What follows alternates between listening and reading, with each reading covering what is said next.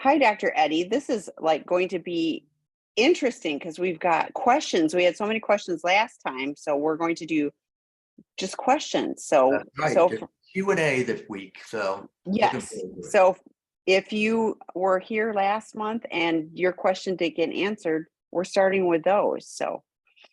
So my SA husband weaponizes transparency. He was upset about me telling him no.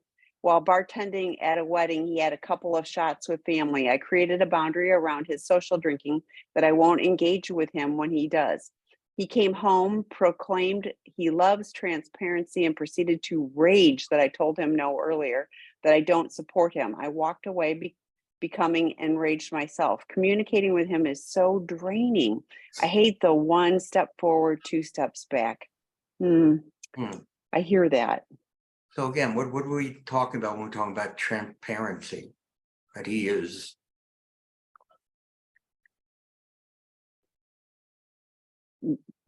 Yeah, to me, this is He's what I'm violating boundaries, right? He's yeah, violating that's what I'm reading is this and is for my personal safety. I set this boundary. He violated it.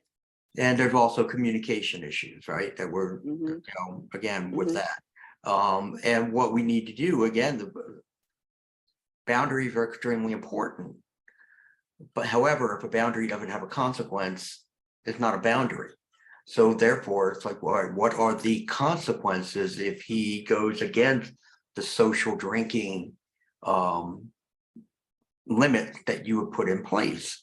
And that's where you need to go. So as you move forward, just make sure that whatever boundaries that you develop, that they have very clear ramifications that will need to be followed. And then you have to act upon them. And if you don't act upon them, then I said, then he will just continue. It's like, the mother who sit there and said to her, her child, stop it, stop it, stop it, stop it.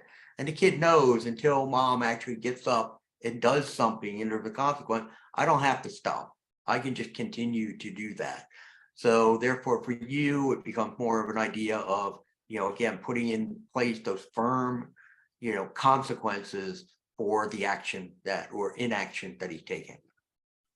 Well, and the consequences are like they're not punitive to him. That's for your safety. So what I read is I walked away after I became enraged, and I'm going like, I know it's super hard. I'm not saying any of this is easy, but I'm going like, I wonder if there's an opportunity to walk away before you come and become enraged. If the boundary is, if you drink, I need to take care of me and I don't want to be around you, Right. and so I'm going to remove myself from the situation. I'm going to hold my space, because I'm taking care of me. I value me. I'm taking care of me. So the consequence to him would be you're not going to engage with him.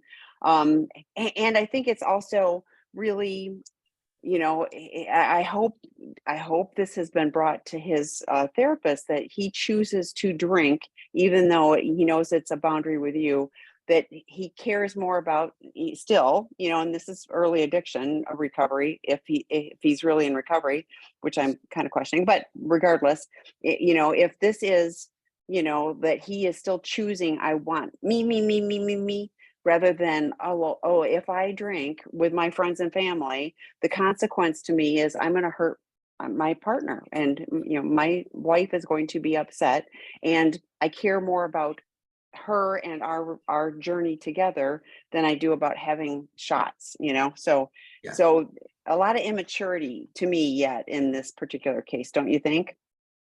definitely. No doubt about it. Emotionally undeveloped.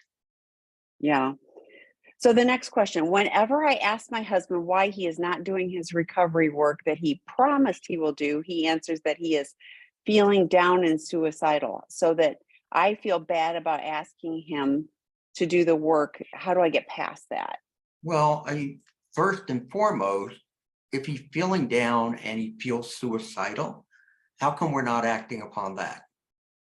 Okay, if he indeed is truly suicidal, okay, why are we not taking steps, getting him to a doctor, maybe even saying, hey, you know what, I think I may need to call 911 the last thing I want you to do is die after you've told me that you're feeling this. So that number one. Then if you get, no, I'm okay. I'm then you understand that, oh, you know what? Maybe there's emotional manipulation that's going on here. Okay. He knows that I can get you to back down whenever I bring something like this up. But first and foremost, I give him the benefit of a doubt.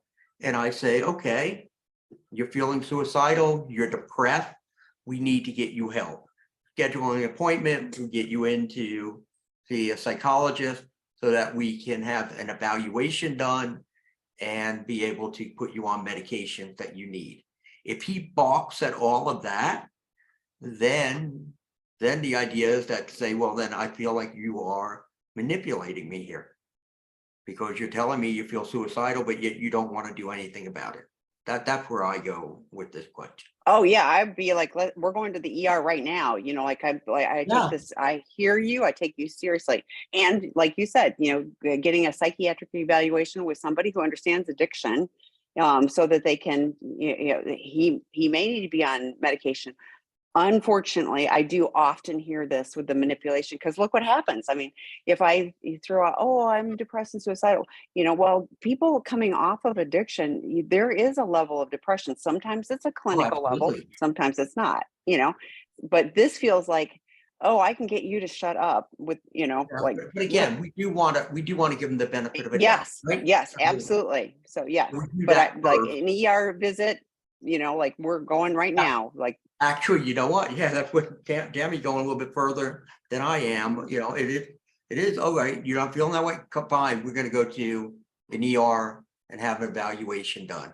You go yeah. to a hospital, have a psych unit in it. So Yeah, a they look at it 72-hour and hold, they say, they can, yeah, right, they say, oh, wait, you know what? He does. He is depressed. He is yeah, have those thoughts. You know what? We're going to admit him for several days. yeah. And I don't minimize any of that, but I do hear from this question, just this little snippet, that this only seems to come out when you're pressing him I for, so I'm we'll with see. you. I'm with you 100%. I lean toward emotional manipulation.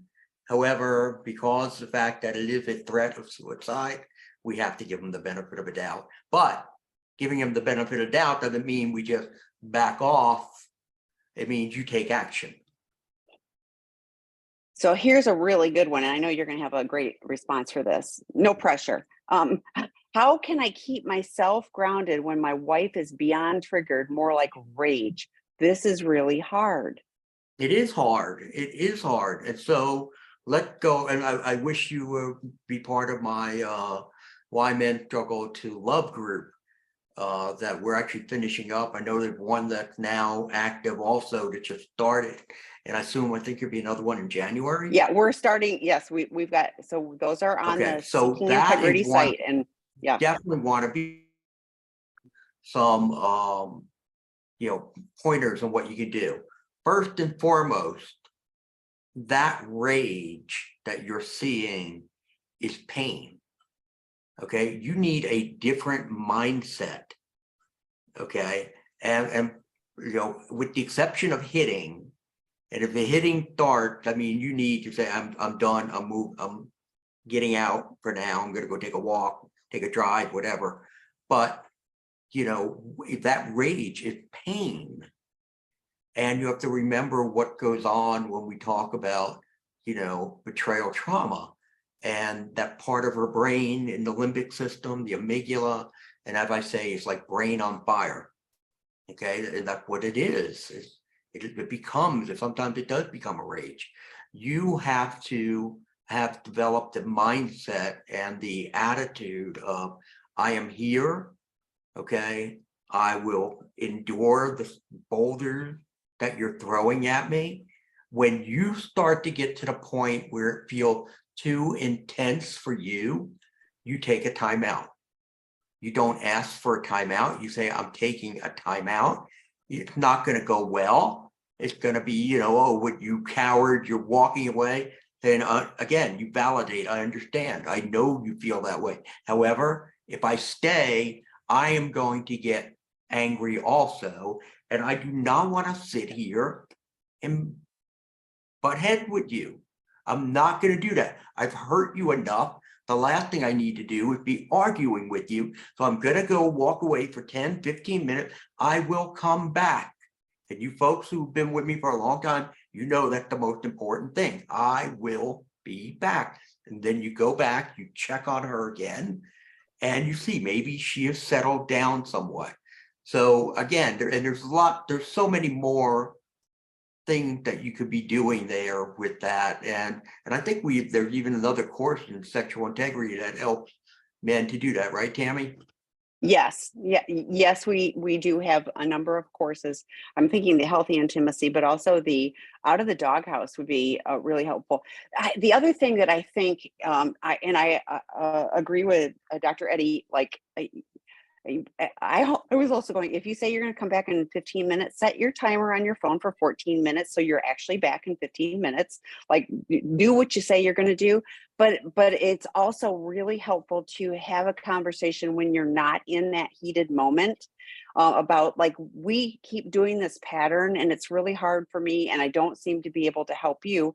Is there something that we can do differently? Can we talk about that now so that when this happens again, and it will, that we have a plan that we can do, and try. And it doesn't have to be perfect, but if you go, okay, that helped or it didn't help, it's more data. But I think having the conversation, like, I know you're triggered. I don't want to cause you more pain, just like Dr. Eddie said, but like, so what would be helpful to you in that moment, but I think that could be useful. So It's more than useful. It is incredibly important.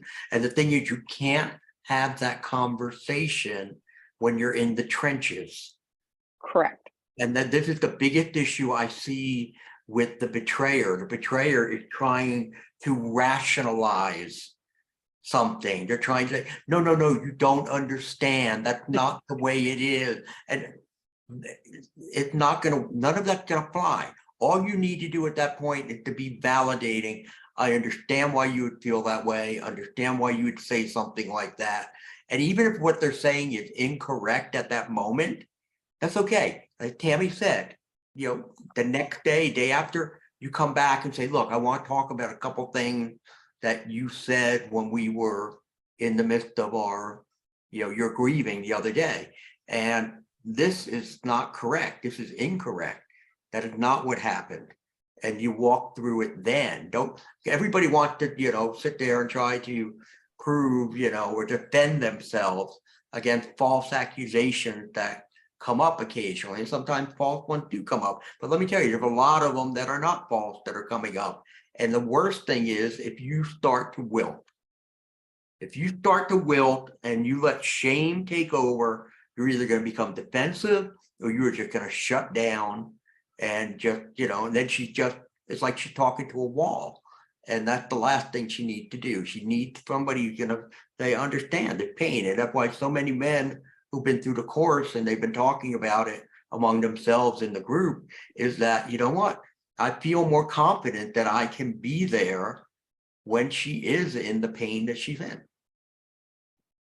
Yeah, and you won't do it perfectly, but if you guys are trying, and if the goal is a mutual goal of, we don't want to be in this fray, so how do we, do something a little different, you Right. can make some progress. And don't be discouraged if you come up with that plan and then the next time we get in the trenches and she's not abiding by the plan. Okay.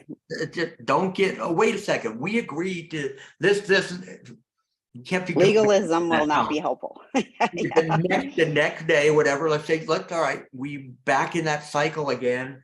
What can we do to break it? And maybe you need to get in front of somebody who can walk you through some of that and give you, because a lot of times we need what I call speed bumps. There's like a word or a phrase somebody says that sometimes gets the person to react. Sometimes they work, sometimes they don't. It depends on where you are in the process of recovery. How much does she see you? And this is a big important part. How much is she seeing you do your recovery work? And does she see a change in you? Because the other thing we haven't asked Tammy, why is she raging? Now, is it because it's just still very early, or she's still raging because she's not seeing any change in him? Or is it that she's still raging because she haven't done any recovery work herself and therefore she's stuck? So it could be any of those three things. Yes.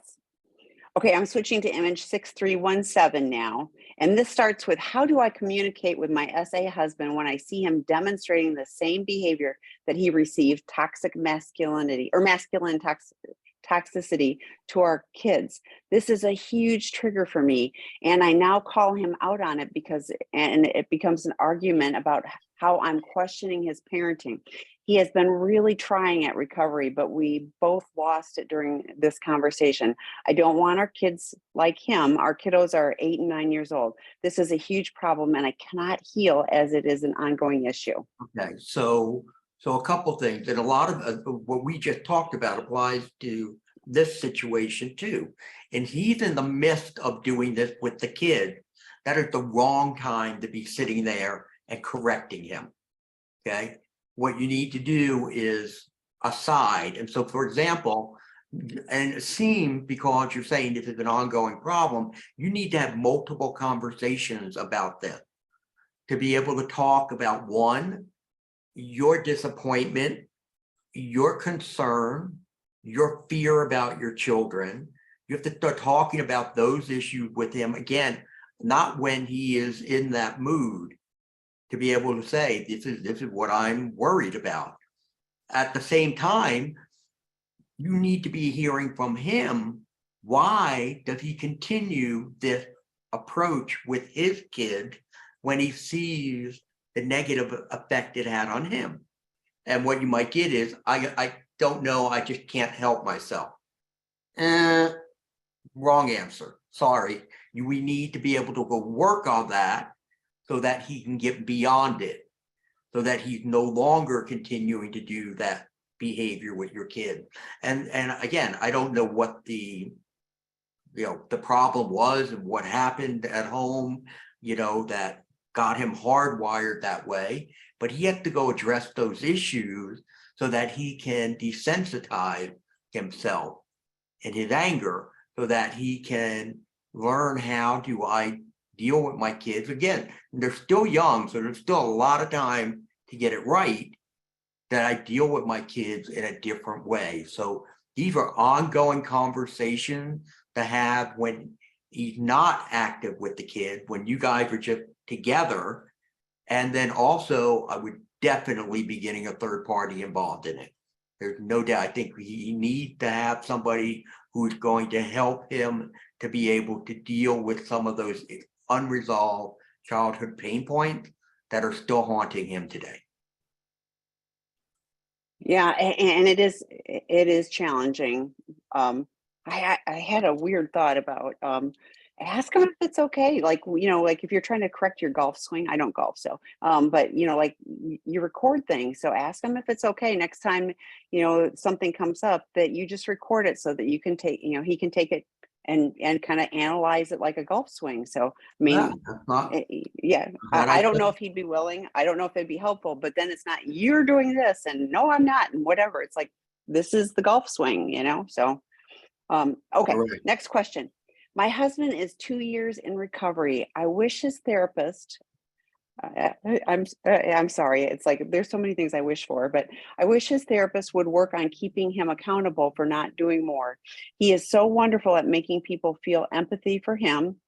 Yep. And that I think his therapist is falling for the poor guy that is working so hard instead of teaching him better communication skills and grown up vocabulary. He does things for a while and then it goes back to procrastinate. So this sounds like a statement, not a question. So, Yeah, but if you have any suggestions. You definitely address it, because, I've seen this guy numerous times. Okay. He's that, oh, hey, how you doing? He's very vibrant, all of that.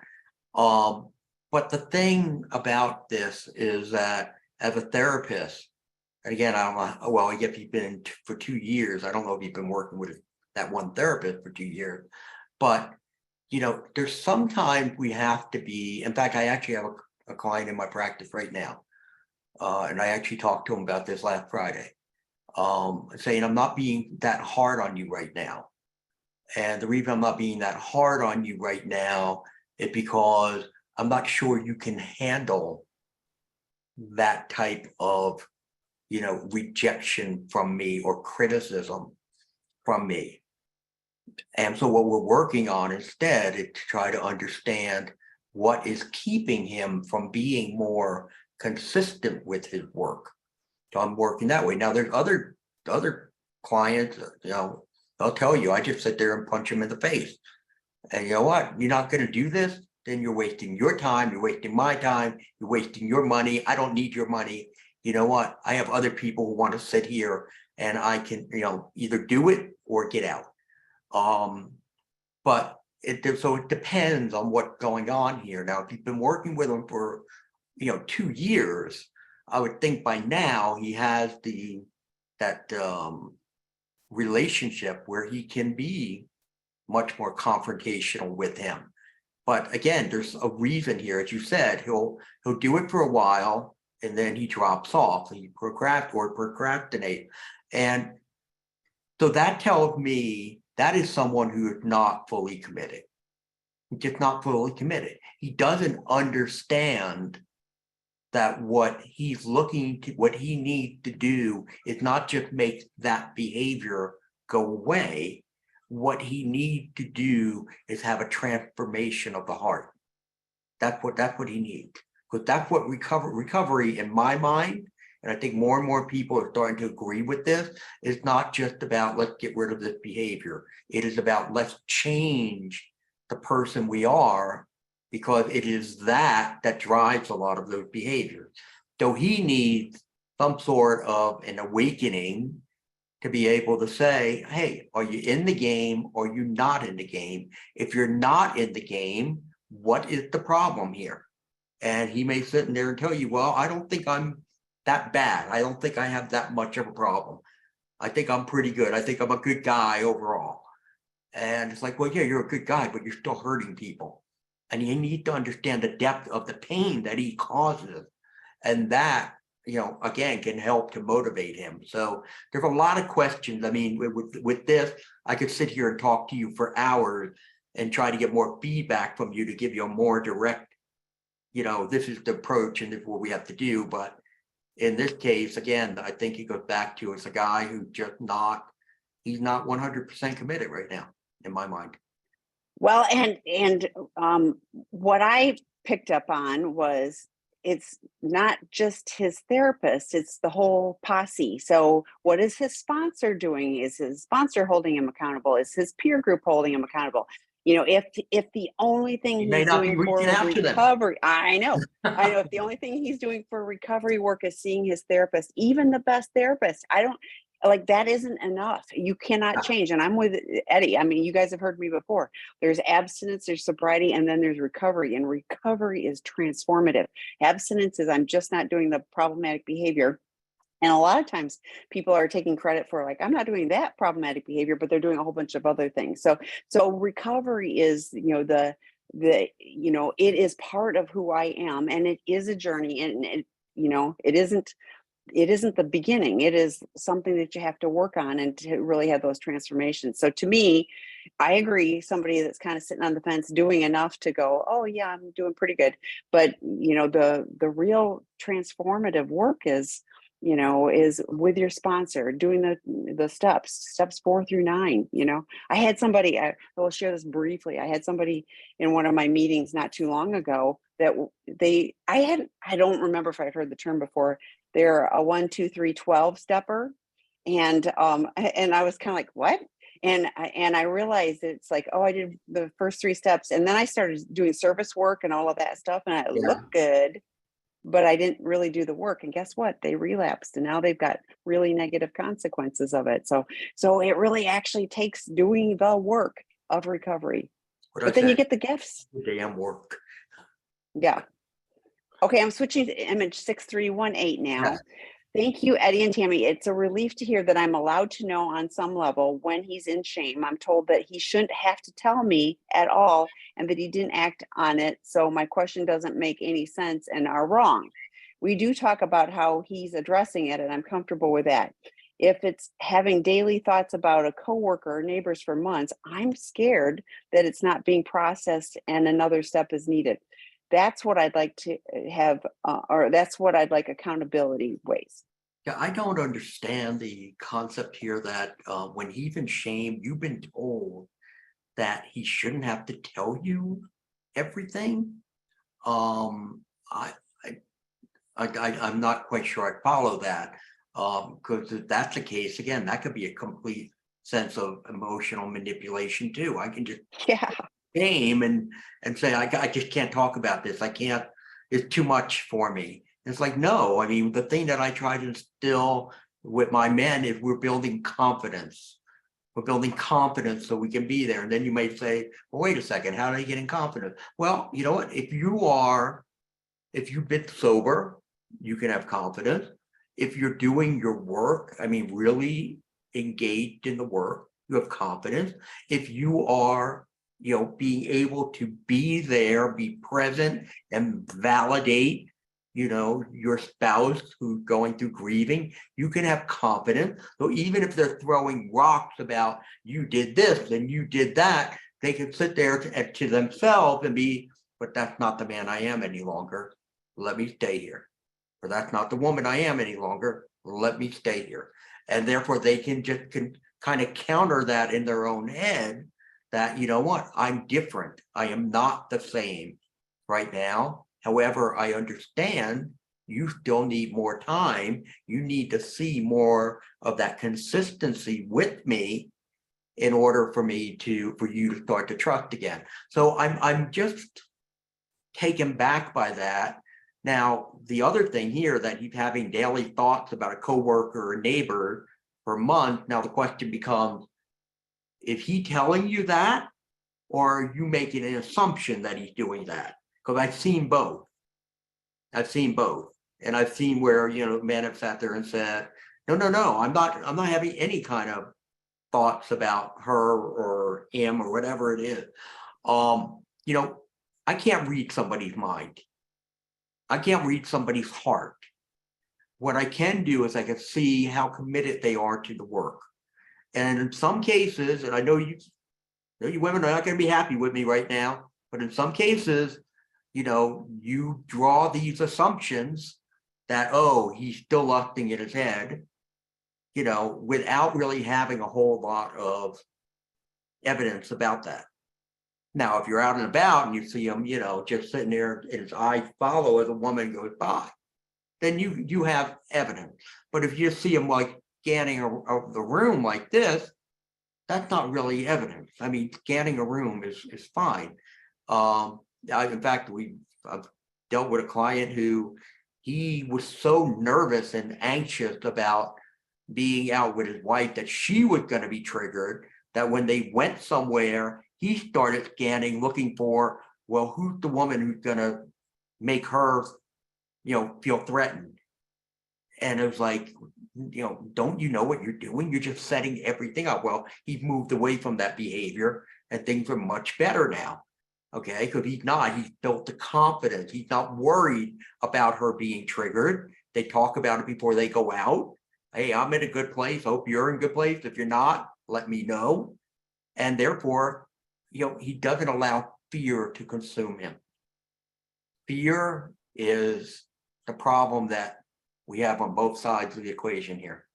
Those who've been betrayed, they're fearful that it will happen again. If I bring you too close to me, you're going to hurt me again. And on the other side, we have fear, the fear that, you know what, she's never going to trust me. I'm never going to be enough. It's always going to be like this. And both of those have to dissipate, especially for the person who betrayed.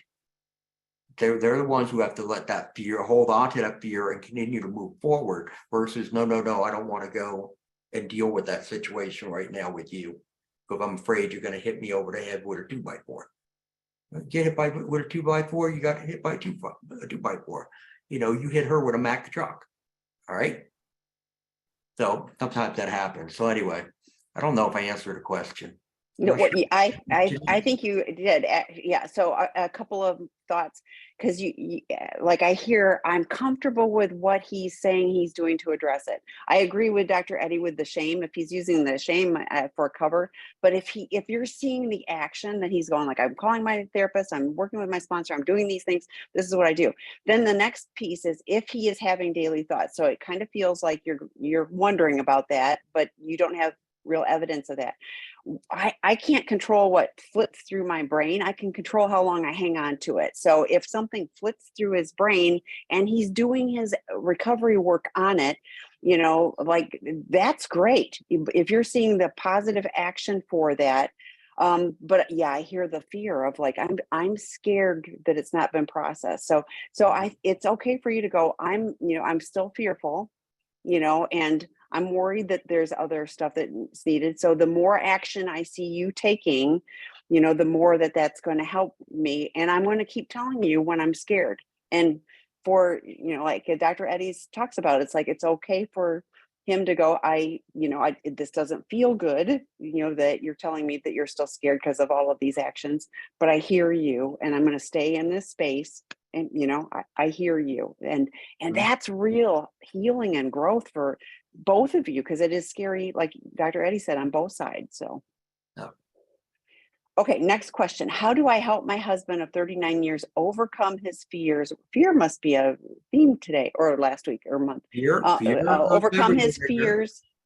Yeah, of confronting his inner child. We are both working through recovery individually and as a couple, but he has never been able to deal with this aspect of his past. He says that it doesn't matter because it's all in the past and he can't change it and be afraid of what might come out. He is That's two clearly different dealing things. with, yes, he is clearly dealing with something and is extremely triggered by the possibility of sexual abuse. Oh, I feel that we need to heal this. Yeah, So thoughts? you have two different things that are going on there. You're saying it really doesn't matter. I can't change it, but oh my gosh, I'm just so afraid if I touch it, what's going to happen? All right. So the fact of the matter is this: you can't force someone to engage in trauma therapy. You can't. You can continue to talk to them about what the benefit to them would be. And that's the important thing. What will be the benefit? But also, if his not confronting his inner child has been leaking out and causing you distress and pain, you can be talking about that also. And being able to say, look, you know what, this, and now this comes back to our first question we have: where's your boundary with this? Because like I said, if he's causing you pain because he won't deal with what's happened in the past, you could put up a boundary and say, look, I need you to go and do something here. At least go talk to somebody about what is the process, what does it look like?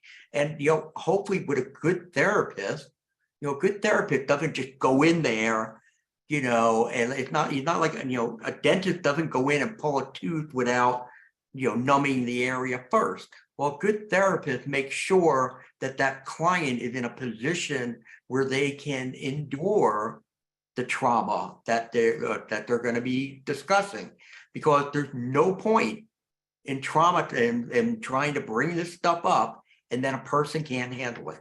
And I found out the hard way. I found out it was 13 years ago when I was doing my practicum and internship, and I was dealing with a young woman who was an alcoholic and a drug addict, and I was in a residential program, and she had been working very hard on what she'd been doing, and her big issue was with her mom.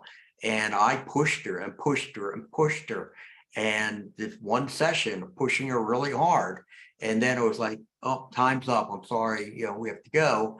And she walked out, and then there was people who could come in this way. And as she goes out, she goes down the hall, and there's a glass on the window, at the door, so I can see her. The person now comes in and sits down, and I see her, and she walks back to me, and she's looking in the window, and she has tears running down her eyes. And I thought at the moment, well, there's nothing I can do here. I'm with this other person. There was a lot I could have done. Okay, again, I was just wet behind the ears and didn't know any of that. She went and relapsed that night. Went and relapsed.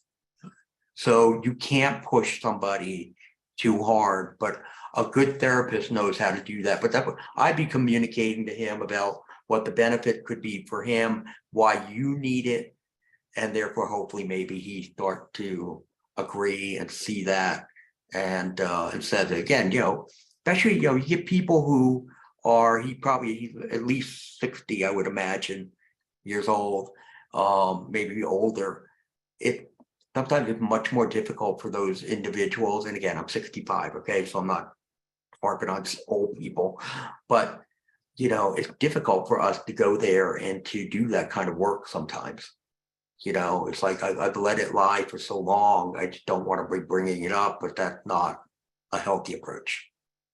No, this is not the let sleeping dogs lie. This is the wound festering. Like I always think of this as the deep wound care, and you can't slap a Band-Aid on it. This is the stuff that needs, the debriding and all of the really intense work, the specialized work. But like I didn't relapse, but I was that woman that had this deep, painful, through in therapy, and you know what? It was really painful, but it was the most healing. Like I remember body sobs, that was short term. That was, I don't know, an hour. And the like I could feel the lift. Like I felt physically lighter You're lighter. because I was holding on to that toxic stuff, and so to have an hour of deep body sobs or whatever it was, to have to not be holding that, I do it again in a heartbeat, but I've been through it, so. Oh, and a good ending to that story. About 3 years later, a woman contacted me and came back in therapy when I was in my own practice, and she had been sober for almost a year. I worked with her for about 8 months, and I heard from her about 3-4 years ago, still sober. So. Oh, awesome. That is Yeah, awesome. Yeah. I mean, it takes what it takes, I so, didn't totally yeah. ruin that. Well,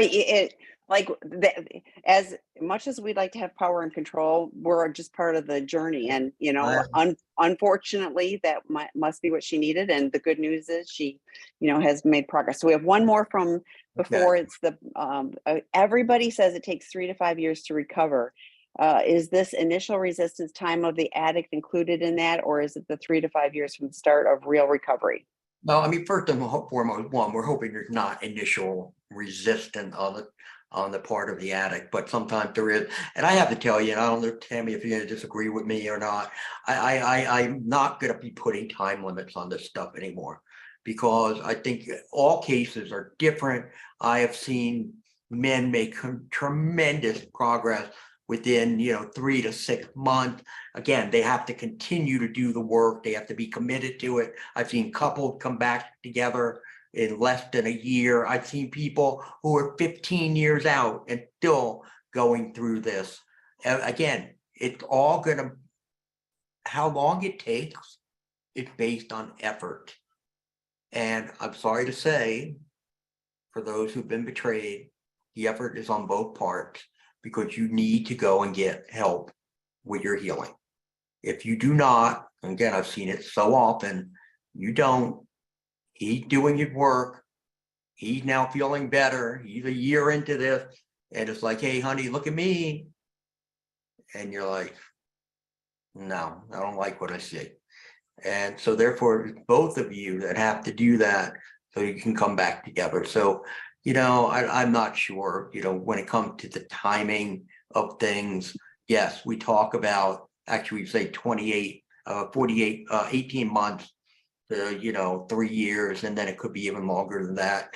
But and most of them, I think there are around the 28, 24 month, 18 to 24 month period. But yes, it could vary longer. It all depends on effort. Yes, 100%. I've seen people who are, want it bad, and I wanted it bad. I was, going to bunches of meetings. I wanted to not die, first of all, and I wanted to not be insane. So, so I was willing, I was scared and I wanted different. And these people told me, if you do these things, we can help you, but if you do these things, your life can be different. And I was like, okay.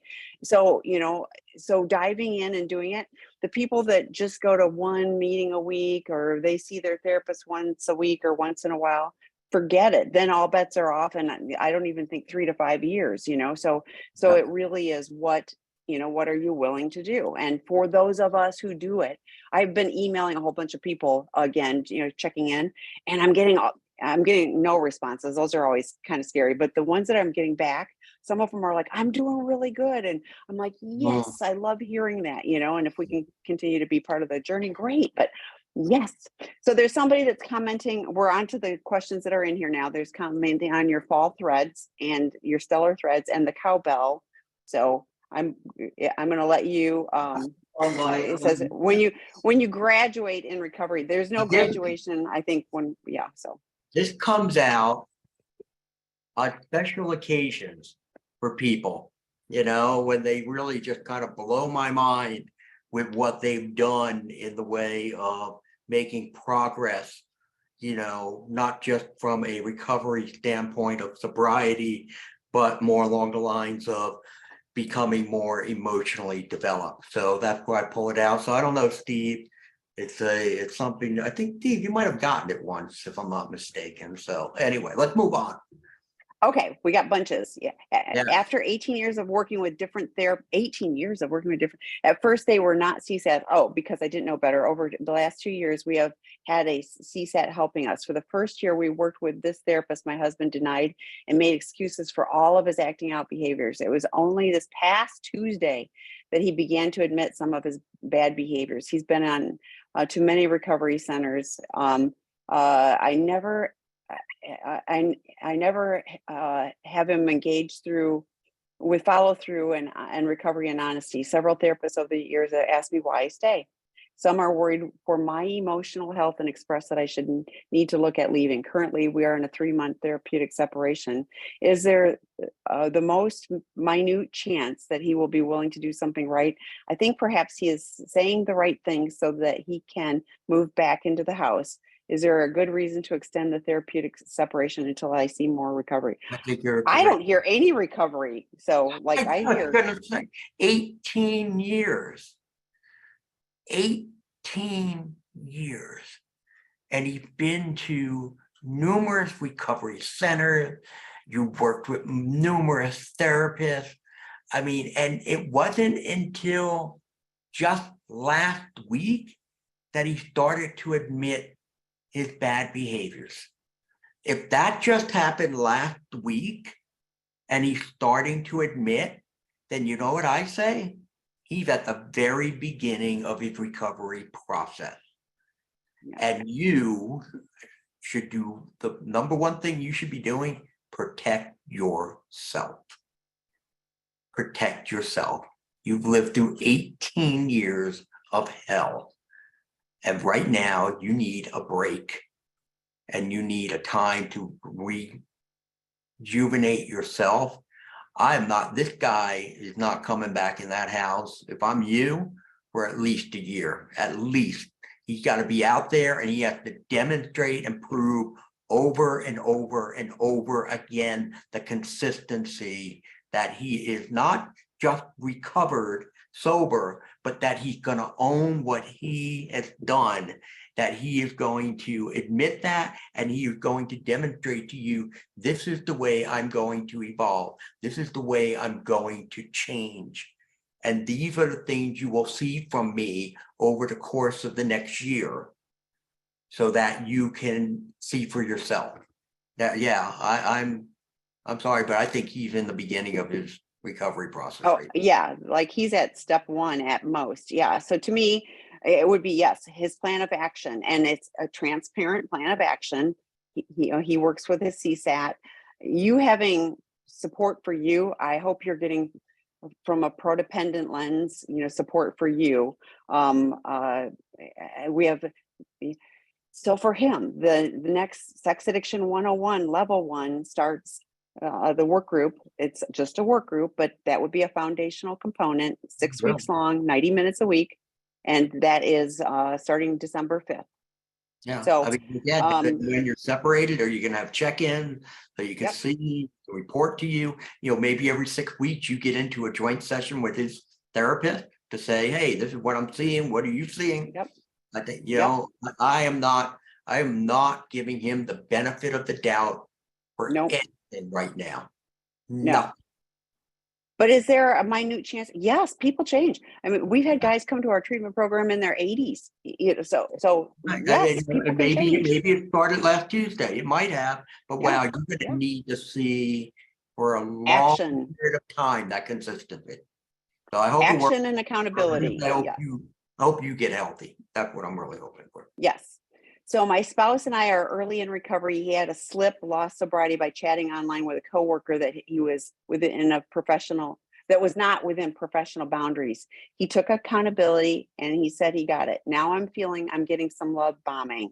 Not sure if I should trust his words are sincere or if he is subconsciously playing out a pattern. Okay, so the question becomes, what's the action, right? Okay, the fact that he took accountability, he admitted it. Okay, I did it. Fine, we're good with that. But now, what are you going to be doing? What are the other steps you put in place now to prevent that from happening again? Have you understood why did you go back there? Okay, we're going back to my why. Why do I think, feel, and act the way I do? What happened? Where did it go wrong? What should I have done differently? And then making sure that plan's in place so that next time I start to feel that pull, I'm putting the plan in place. So that's what we need to see from him right now.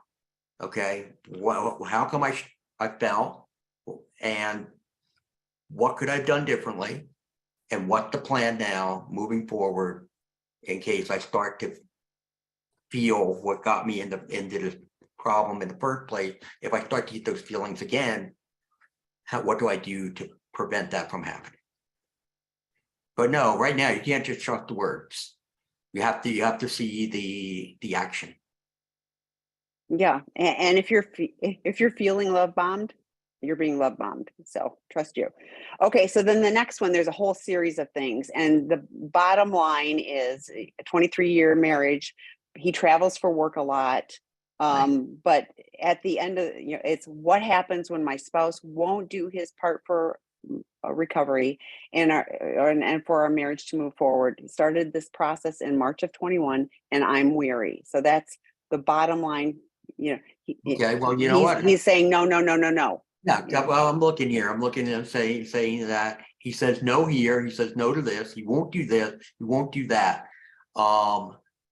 And so therefore, what's happening? He's still, just in his inward mind. Okay, he's all focused on himself. He's not thinking about you. I will only go to a counselor's therapist unless only if they're church. And you're saying I'm not going there because obviously they hurt you in some way in the past. It's all about him, him, him, him. So when does it start to become more about you? When do you start to again put up your boundaries? And when do you start to take action for yourself to protect yourself? You have a very immature husband. You're not married to a man, you're married to a child. I hope he's listening. Hope he's listening. But that's what it is. Yeah, and you say I will keep working on my healing. Yes. No, he's just selfish. And it's the same thing with what got him before with the pornography and all of that. And none of that has changed. So Priscilla, go and do what's best for you and wait to, I'm not saying go get divorced or whatever, but put in your boundaries and work on you. And then hopefully you'll see him maybe at some point want to move back to be closer to you. So the next question, and this one I can answer, is there any way to have the porn addiction 101 or sex addiction 101 groups not on Saturday? Yes, the next one is on a Monday. So we often have them. This person says this is on our Sabbath. So they're rarely on Saturdays. The last couple have happened to be because we have a lot of people who are working Monday through Friday, and that's a challenge sometimes for them to have 90 When will minutes. they start? Do you know? Remember? December 5th is Oh, the there you next go. Sex Addiction 101. So I do know it. Yep, And yeah. yes. So please, yeah, those are on the seekingintegrity.com site under the work group tab, and you can sign up. There's a betrayed partner group that starts again January. I won't get the date right. So in January. So, but we're packing. So there's very limited stuff through the end of the year. And then we're already, having people registering into January. So including the inner child going deeper and the attachment wounds, the healthy intimacy, we've got the why men struggle to love. All of those are all set Lots up. of good stuff out there for people. Yes. So this next question, Dr. Eddie, when is it possible to spend less time on recovery work and start working on couples work and relationship work? Okay, well, I think first, let me correct something. Just because you start doing couple work or relationship work, whatever one you want to call it, you should not be cutting back down on recovery work. Okay, that should still be a mainstay that's going on. Every couple is different. It used to be the idea that you never put couples together at the beginning there. And I know there are some therapists who they are starting that process at the beginning just to say, hey, let's get a few things under our belt. But again, that couples therapy cannot be about connection. It has to be about what are rules of engagement. That's what it has to focus on. Okay, for the betrayer to understand what does betrayal trauma look like, what to expect, how to approach it, how not to approach it. Those are the things you can do at the beginning. And then, all right, let's go off, let's do our own thing, do that work. And then it depends on, again, where both are. You can't push the person who's been betrayed too soon into couple work, because it will become, and pardon my language, a bitch fest. That's what it'll be, because they're not ready. So therefore, it really falls on that side of the aisle, for the decision to be made. And my take, I was smiling because I was like, recovery work is relationship work, because in addiction we are me. And in recovery work, we're learning to be connected in real and meaningful ways to others, including our primary relationships as well. So, okay, next question. I'm going to see if we can get through all three of the last questions. Okay. I am a sex addict who is learning or leaning into recovery, yay, and very grateful to have a supportive partner who is also leaning in to her recovery and the recovery of our coupleship, despite the betrayal, trauma, pain, hurt, fear, and anger caused by my actions. My question is about the CSAT recovery treatment process and 12 steps. I have encountered quite a bit of pushback in the 12-step meetings in sharing CSAT recovery work and supporting others in that. I see the two as very complementary and mutually supportive. Do you have any experience with this? Insights, suggestions? I'm wondering what kind of pushback you're getting about the 12 steps. Yeah, I mean, yes, I'm curious about that too. Okay, so one of my meetings is AA, and they don't want to talk about drugs or anything. I'm like, oh my gosh, it's all co-occurring. I suspect if you are not keeping the language on the 12 steps and you're bringing, because CSATs often are working tasks. So the language is different. I have a feeling if you translate it more to, I'm doing some work on this and it applies to step 4, then. Yes. Okay, So, I get it. Now, the pushback in the 12-step meeting when he's sharing his CSAT recovery work. Right. I could see that. I think Tammy hit the nail on the head. Can you take what you're learning in the CSAT? Because you're right. I think they're complementary. I think they are supportive. And what really matters is, what do you think?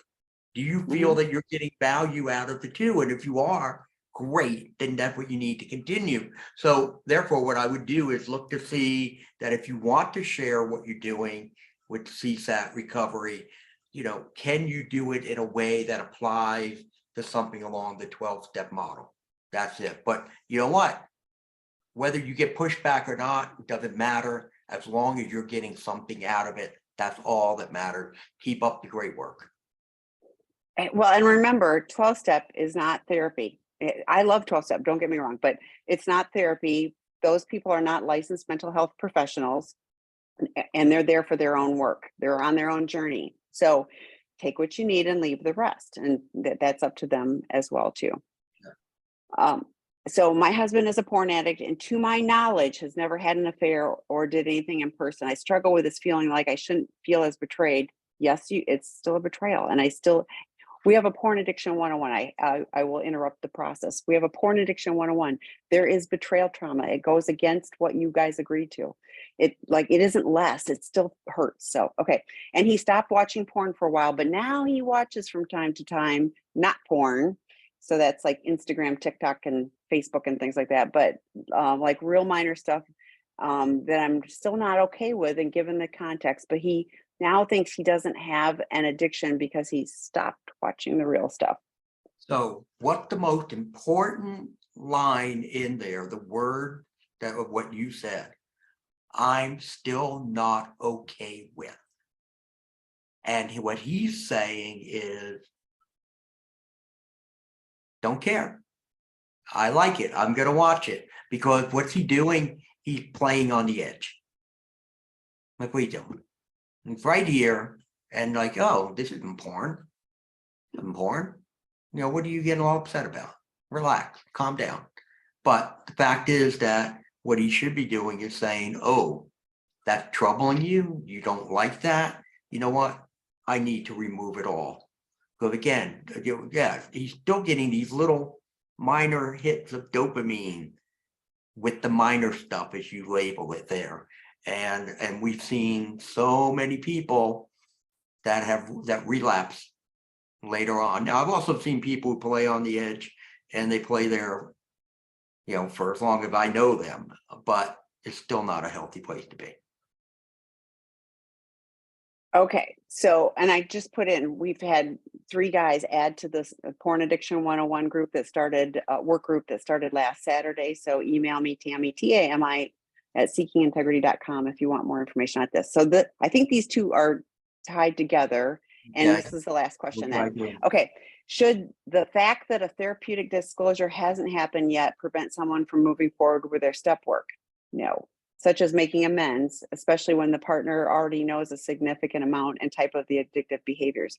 Couldn't the focus right from the beginning be on how the addicts can help their partners rather than just staying away from them?